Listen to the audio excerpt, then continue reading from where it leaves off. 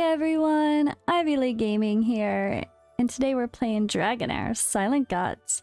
For today's video, I'm gonna go in and do a bit of a showcase and guide around the Temporal Vortex, specifically testing my poison heroes.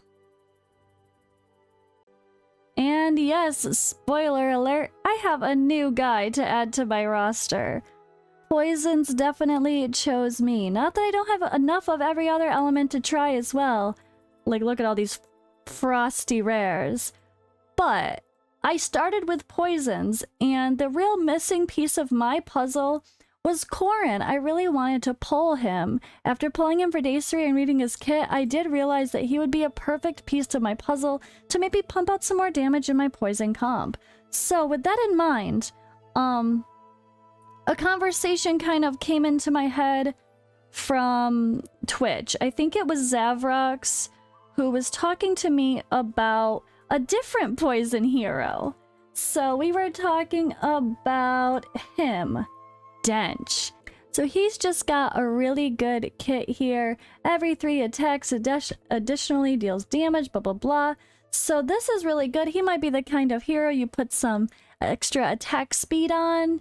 And yeah, he sounded really good, but I'm like, no, I'm not building another poison rare. I'm already too deep in with Hexandra, who I can't use, and if anything, I want someone to replace Notira.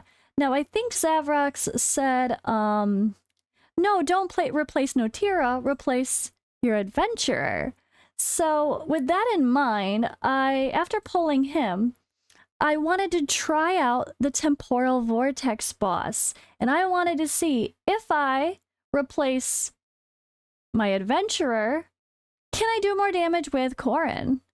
Or is it better to just replace Notira and have the survivability factor there that my adventurer brings? Because my first response when he said take out your adventurer and don't leave it for another poisoner was no, I'm too squishy. My healer reviver dies too easily if that's the case. And I'm going to showcase some runs and we're going to talk about them. And I was right in the end with that. So she's great and all, which, oops, I got to put I stole her rune, but not till after the run. But I like her, but her kit is like a sacrificing some of her HP in order to heal and revive the allies. So she's always at a little bit of a loss. And then we have him here who can help keep her alive, but only so much. So with that in mind, I wanted to test and see what happens. So let's get to the runs. I'm going to skip around and I'm going to show you guys some of my experimentation and the surprisingly wonderful results. Still with my main focus of Eli as my rare poison damage dealer. All right, here. So I went in for this battle. Let me find, all right, media source. I'm going to play it and then we're going to skip around to some different spots here. So here you can see my team is my normal team. We have the tank slash healer slash a little bit of damage, honestly, with Furboth in the front. And we have my healer reviver behind him. We have Eli in there as well as Notira. And my adventurer as Frost. So this has been my main team. Let me move myself back over here so you could see it in that form as well. So this has been the team I was using for the past few days for the Vortex, right? And it's been doing pretty well, honestly. I was really happy. I went from doing very low damage to doing over 1 million to doing over to 2 million, and now, well, we're going to talk about that. So in this build, I do have Notira with the crown to do that decrease defense, the defense penalty debuff, which gives 30% defense reduction to the enemy. So that really helps everyone to do more damage. You're going to notice that's up quite a bit. That's up right now here if you're watching. And also the decrease attack is landing. I actually added an accuracy chest instead of attack or defense to my tank to make sure that he was landing the decrease debuff. Now, if you guys play Raid Shadow Legends, this is probably gonna be very similar, right? You want decreased attack, you want decreased defense, and poisons. All of that's great for clan boss, right? This is definitely no different. I feel like the poison stacks were pretty strong here. Let's zoom in. Let's actually zoom in here and take a look at some of this damage up here. So you can see the poison stacking pretty well, but not crazy. I think the highest stack I see with just Eli and Notira ended up being, what, 6 poisons? But we are keeping up that decreased attack and the decreased defense. Little extra bonus debuff there. But yeah, poisons aren't crazy, right? They're not crazy for this team. It could definitely be better. So we went through, all right, I did this whole run. Let me skip. Let's see how much time we have. We are at, all right, let's see where we're at, like 55 minutes. Consistencies. All right, 55 minutes in, we're at 2.1 million damage. Eli over 1 million already himself. Notira less than half that. So that was a pretty logical for this team. All right, let me... So this is what I ended up with my original team that I had. This is the team I've been working on, the team that I have been trying to kind of stick to, except I was really wanting to see if I can get a better poisoner than Notira, or just a better damage dealer overall, before I decided whether or not I should pump her up to level 90 as well. I was kind of hesitant about taking another rare to level 90 because I was like, knowing my luck, I'm just gonna pull a better poisoner as soon as I do that. And sure enough, I did. That's where we brought in Corin. So to be fair, can I use Notira and Corin and some stuff? Yes. So is it worth it to maybe still advance her up? Yes. But I'm gonna show you the results of these battles here. So the boss, honestly, I feel like a lot of this is about survivability. See, this was 7 minutes and 47 seconds. That's how long we survived here. So let's go ahead. I'm going to push forward in this. So we actually went right after this and I changed my team. So after this, I took out my adventurer and I put in Corin. This is the risky build, right?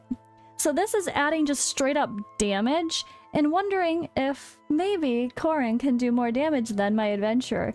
The only difference in lack of consistency with this test, though, is that Corin's only level 70 but ascended and ready to improve, whereas my adventurer was level like 83 or something, so he's definitely lower base stats right now, and that's not a perfect comparison, but my ultimate goal was to see if he could replace Notira anyway, so I didn't want to push him past level 70 with Notira in mind as the real comparison, but I still thought it interesting to try a full team of poisons to see how that did. Because if that is the case, if I could take out my adventure and have them all in there, and we do dramatically more damage to where I could tell it's worth it to push Notira to level 90 as well, or 100 eventually, and have a full hard team of poisoners to blast the just for this guild boss alone, I thought it might be worth it.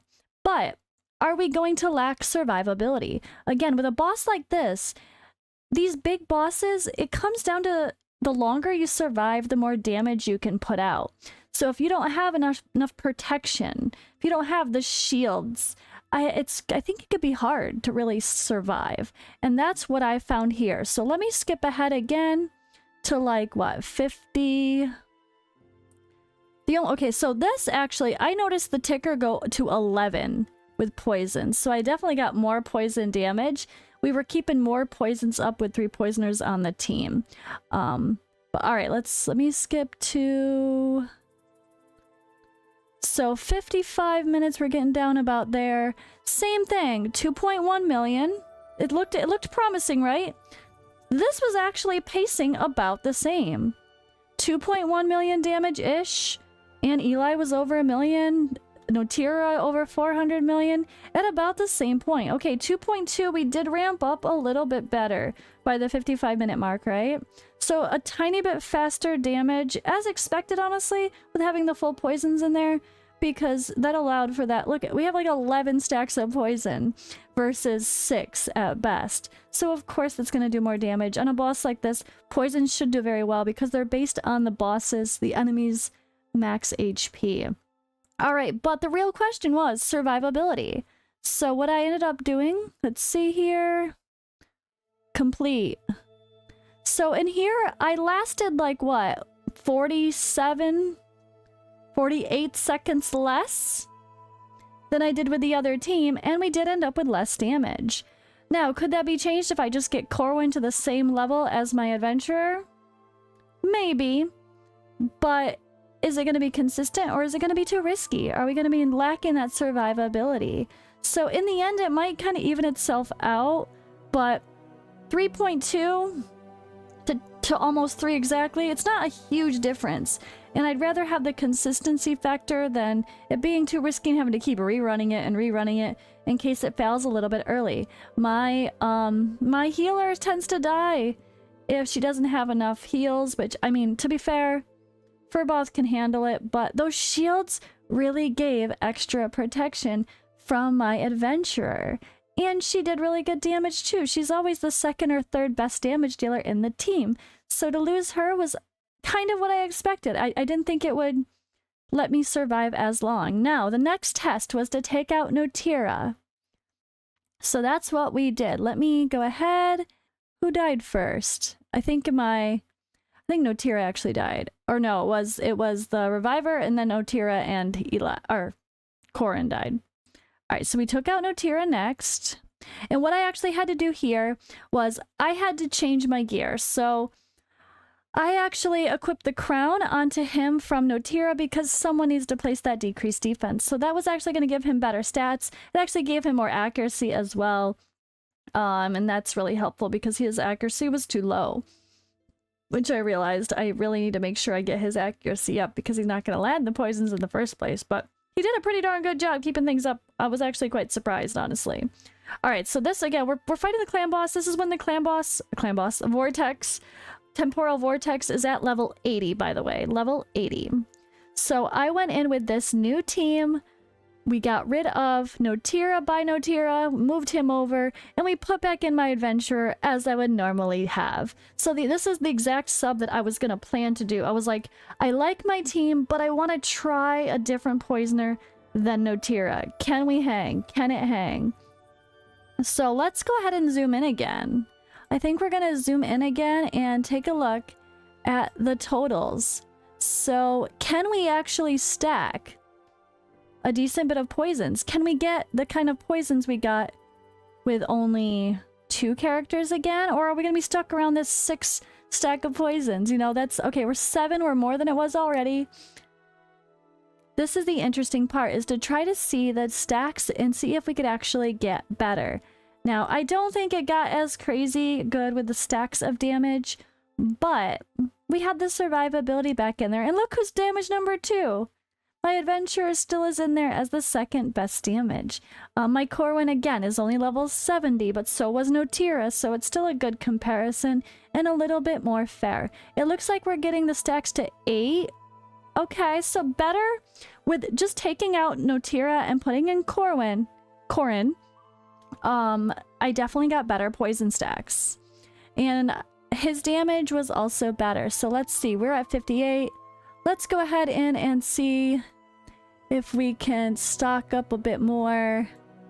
All right, let's go to about 55 minutes again. Right around here, we're just nearing. So yeah, the first run was, this is about the same as the first run, ironically. So I didn't know if it was really going to be that much different.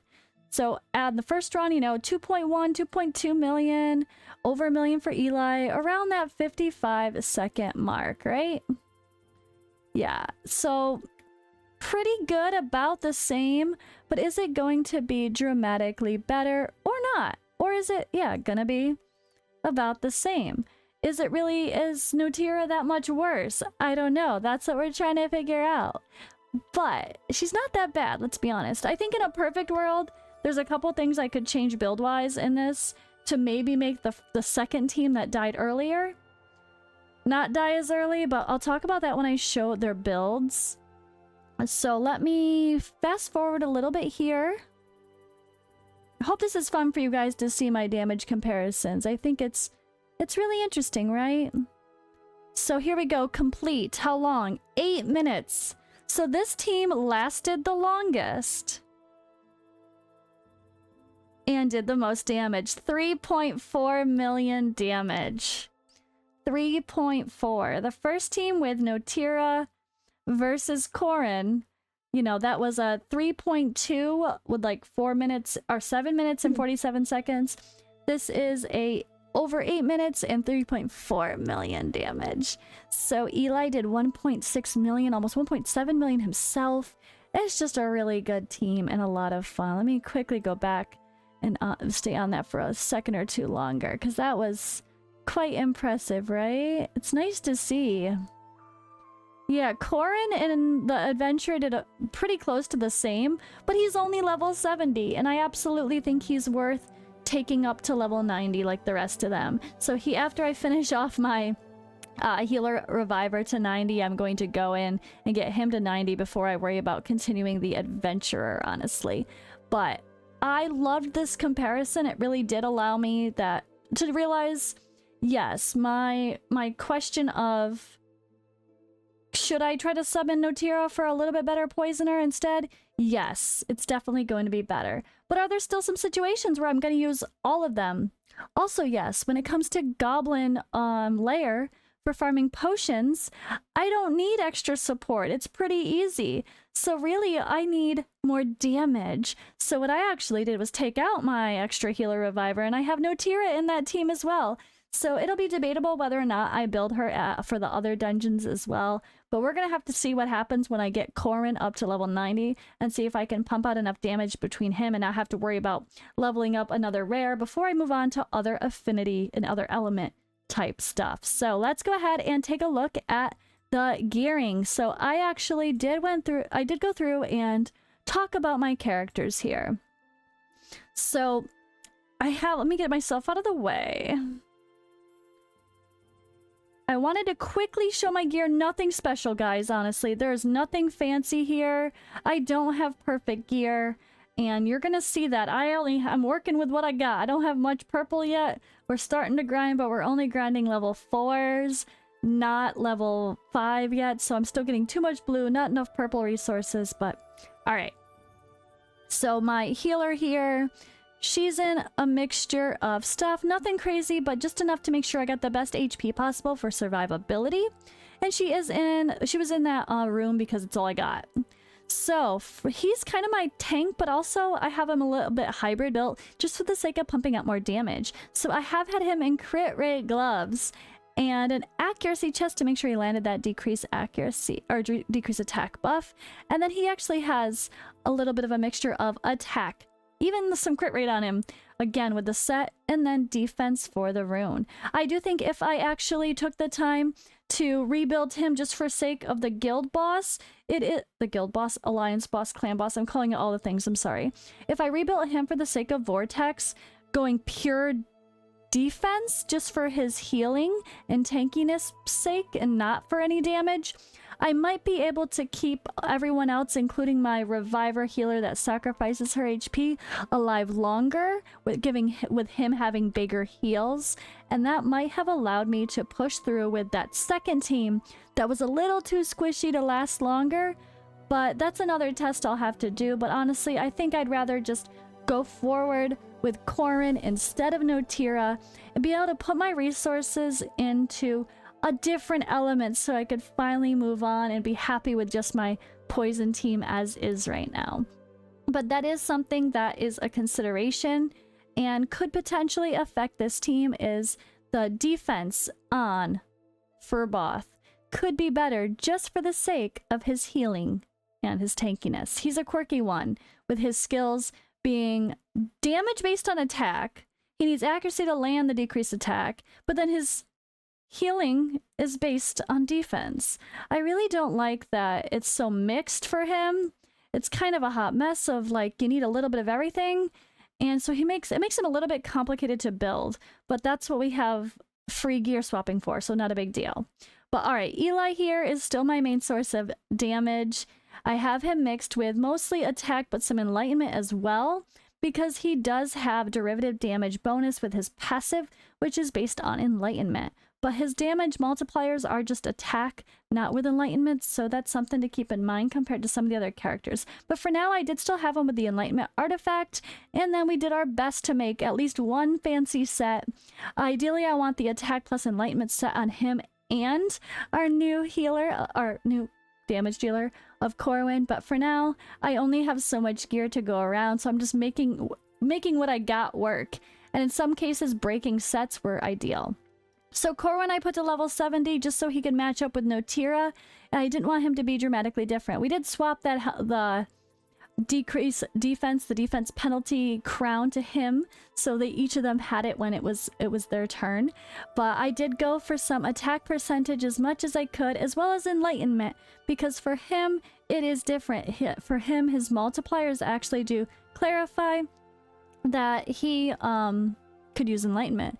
And we're gonna steal this rune from our healer now that we're done with those runs, because she doesn't really need the attack, he does. So we're gonna give him that extra damage for all future stuff. But that was not on him for sake of the run. So yeah, attack and enlightenment for his actual multipliers. And then of course he's gonna need accuracy to land the debuffs. I don't know if I actually have enough accuracy, but we landed enough. It seemed to be pretty good either way. We had 11 stacks and we had 3 people, so I think we were doing okay. But in some content, depending on how high you push those dungeons, we're gonna need some higher accuracy. But hopefully the runes situation can improve and I'll get some accuracy via some runes as well. But yeah, there we have it. I think it was fun to kind of do the damage comparisons, test a couple swaps, and just see what happens. And that's what this is all about. Unfortunately, we don't have a way to reset to be like, all right, I no longer want to use Hexandra and Notira. Let me swap them for someone else. We can't, unfortunately. But that is true for a lot of games. So many of these games do not allow you to get your resource back, and it is what it is. But you know what? When I have a full poison team, I have 6 people to choose from for just a poison team itself. So what I'll probably do is be benching Hexandra permanently, unfortunately, because I have 2 people that heal and I really don't need her. But you know what? Notira's not going to go anywhere. There's going to be times where I don't need the extra healing and support, like Goblin Lair or like the tower defense style stuff. And I might actually just need to use Notira. So I might end up building her to level 90 sooner rather than later, just for sake of that, because I'm already so focused on this poison team that I just feel like it's smart for me and my account to go all in, get them to the max, be able to push what I can, and then we're gonna move on. And I keep changing my mind, but as of now, I was all in for enlightenment, radiant. But the reality is I have this wonderful, strong, single target damage dealer, legendary. I probably should use him and not let him be benched forever. So I'm probably gonna do lightning and go dauntless, but also bring in our little lovely rare